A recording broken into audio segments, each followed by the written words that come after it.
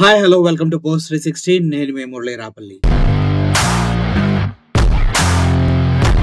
స్వామి శివానంద ఈ పేరు తెలియని వాళ్ళు ఎవరు లేరు. నాకు తెలిసి ఇండియా మొత్తం కాదు, వివిధ కంట్రీస్ లో. స్వామి శివానంద గారికి 2022లో పద్మశ్రీ తోటి ఆంధ్రప్రదేశ్ గవర్నమెంట్ సత్కరించింది. ఆయన యోగాకి సంబంధించినటువంటి సేవలు అందించడానికి గల కారణంగా.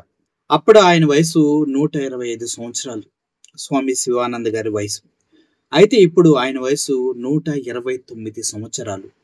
ఇప్పుడు జరుగుతున్న కుంభమేళలో స్వామి శివానంద గారు హాజరవడం జరిగింది. కుంభమేళకి గత 100 సంవత్సరాల్లో ఎప్పుడు మిస్ కాకుండా కుంభమేళకి స్వామి శివానంద గారు వస్తున్నారంటూ ఆయనే చెప్పడం జరిగింది. అయితే స్వామి శివానంద గారు ప్రయాగ చేరుకున్నారు. అక్కడ సెక్టర్ 16లో ఉన్నటువంటి ప్లేస్ లో తన క్యాంప్ ని ఏర్పాటు చేసుకున్నారు. తన ఆధార్ కార్డుతో సహా బయట స్వామి శివానంద గారి ఏజ్ ని బయట ప్రకటించే విధంగా బయట పెడతాం జరిగింది.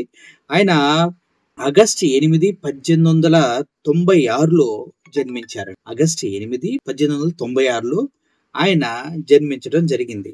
అప్పటి నుంచి ఇప్పుడు చూసుకుంటే దగ్గర దగ్గర 120 సంవత్సరాలుగా కాలమాన పరిస్థితులన్నిటిని చూస్తూ యోగాన్ని అభ్యసిస్తూ తన జీవితాన్ని సాగించి చాలా మందికి రోల్ మోడల్ గా స్వామి శివానంద గారు ఉన్నారు.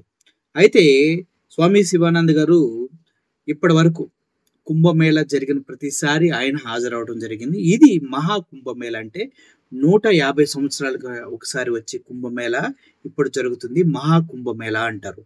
ఈ కుంభమేళ కూడా స్వామి శివానంద గారు తన అక్కడికి రావడం జరిగింది. అయితే తన చూడటానికి మార్నింగ్ నుంచి బారులు తీరిన జనం చాలా మంది అక్కడ ఆయన కోసం వెయిట్ చేయడం జరిగిందంట. అయితే ఇక్కడ ఇంట్రెస్టింగ్ విషయం ఏంటంటే స్వామి శివానంద గారి గురించి ఆయన పద్మశ్రీ గ్రహీత, ఆయన మంచి యోగా టీచరు, ఇవన్నీ తెలుసు. కానీ తన కుటుంబం ఏంటి, తన బ్యాక్గ్రౌండ్ ఏంటి అనేది ఎవరికి తెలియదు. అయితే తన గురించి తెలిసిన ఒక భక్తుడు చెప్పడం ఏంటంటే, అయితే చాలా పేదరికంలో పుట్టినటువంటి స్వామి శివానంద గారిది చాలా చాలా దారుణమైన పరిస్థితి అంట. తినటానికి కనీసం తిండి కూడా ఉండేది కదంట. అయితే ఆయన 4 సంవత్సరాలు వచ్చినా కూడా అప్పటి వరకు ఫ్రూట్స్ తెలియవంట ఆయనకి, అంటే ఫలాలు తెలియదు. యాపిల్, అరటి పళ్ళు ఇవి ఎప్పుడు టేస్ట్ చేయలేదు. అటువంటి దయనీయమైన స్థితిలో వాళ్ళ కుటుంబం ఉండేదంట. అయితే ఎప్పుడైతే వాళ్ళ గ్రామానికి సాధువులు వస్తారో వాళ్ళకి స్వామిని ఇచ్చేయాలనేసి అనుకుంటా ఉండేవారంట. అలాగే ఒకసారి 4 ఏళ్ల వయసులో ఉండగా స్వామి శివానంద గారిని సాధువులకి ఇచ్చేసి పంపించడం జరిగింది. ఆయన్ని ఓంకారానంద గోస్వామికి అప్పగించేశారు. 2 సంవత్సరాల తర్వాత కుటుంబీకులను చూడటానికి వెళ్ళినటువంటి శివానంద గారికి వాళ్ళ చెల్లి చనిపోయి కనిపించింది. ఆ తర్వాత 2 నెలలకే వాళ్ళ కుటుంబ సభ్యులు, అమ్మ, నాన్న కూడా చనిపోవడం జరిగింది. అయితే అప్పటి నుంచి ఒంటరిగా తన జీవితాన్ని ముందుకు నడిపించినటువంటి స్వామి శివానంద గారు తన జీవన విధానాన్ని ఇప్పటికి కూడా చాలా డౌన్ టు ఎర్త్ గా గడుపుతారంటూ చెప్తూ ఉన్నారు. అంతేకాదు తను ఇప్పటికి కూడా తన జీవన విధానంలో ఆయిల్, మిల్క్ ప్రొడక్ట్స్ ఇవేమి తీసుకోరు. ఓన్లీ ఉడకబెట్టిన ఆహారాన్ని తీసుకొని తన జీవితాన్ని, యోగాని కంటిన్యూ చేస్తూ ఉన్నారు ఆయన అంటూ చెప్పడం జరిగింది. ఈ విధంగా చూసుకుంటూ పోతే ఇప్పుడున్న యువతకి స్వామి శివానంద గారి జీవితం ఒక మార్గదర్శకంగా ఉంటుంది. ఎందుకంటే ఇప్పుడు 50 ఏళ్ళకి, 60 ఏళ్ళకి, దగ్గర దగ్గర 25, 40, 30 ఏళ్ళకే హార్ట్ అటాక్లు వచ్చి చనిపోతూ ఉన్నారు. ఇటువంటి వాళ్ళందరికీ యోగా అట్లీస్ట్ రోజుకి ఒక half an hour at least walking అని చేస్తే వాళ్ళ జీవితాలు